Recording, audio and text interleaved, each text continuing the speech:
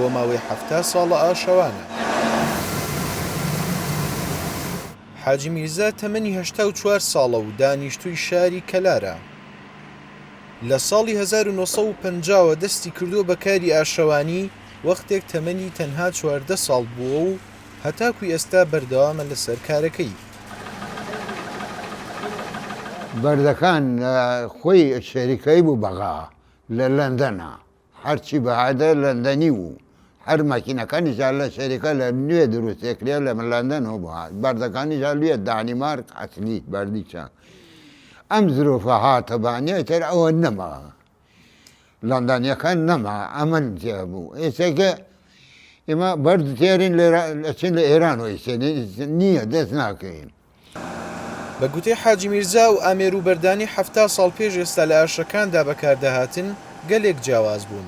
هەندێک لە کەرستەکان لە عێراق دروست دەکران و هەندێکی تریش لە دەرەوەی وڵاتەوە دەهێنران. ئاشی جاران و ئاویشەکە دە تەنەکە گەنم تەنەکەی گەنم حەقەکەیە و حەقی ئاشەکە تێگەشتی و ئاویشەکەت شەورۆژێ ئەم هەوت ئاشە لە زیگێکە ئیشێکرد هەتا وەرە 20 تەنەکە 30 تەنەکەی نەگەهاری ئەوەنە کەم هەربوون.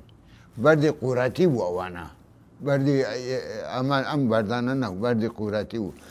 لە ئێستادا حاجی میرزای تەمەن 84 ساڵ بەردەوامە لەسەر کاری ئاشەوانی و لە ئاشەکەیدا برنج و ئارد و ساوەر بەرهەم دەهێنێت.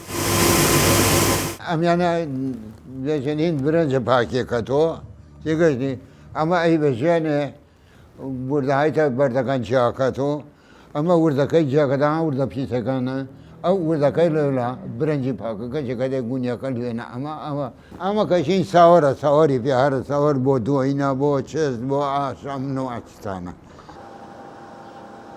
لە ئێستادا زۆرێک لە جوتیارەکانی ناوچەی کەلار پشت بە حاجی میرزا دەبەستن بۆ هاڕین و پاککردنەوەی بەرهەمەکانیان. زیاتر ئەوانەی کە ئارد یان بۆ نمونە برنجە هێنن یان ساوەرە هێنن بۆ ئێرە خەڵکی لادیەکانن زۆرتر. خەڵکی شارەکە باڵێن زیاتر برنجەکە ئاهاڕێ، ساوەرەکە بۆ لادیەکانە. لادیەکانیش خۆ دەزانی گەرمیان لادێنشینی زۆرە، لادی زۆرە بە چواردۆریا ئەوانە ساوەرە هێنن گەرمە هێنن برنجە هێنن.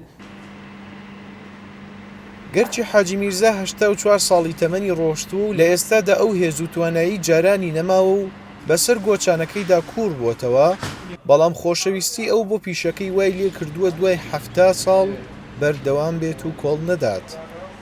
ڕێباز مەجید، دەنگی ئەمریکا، کەلار.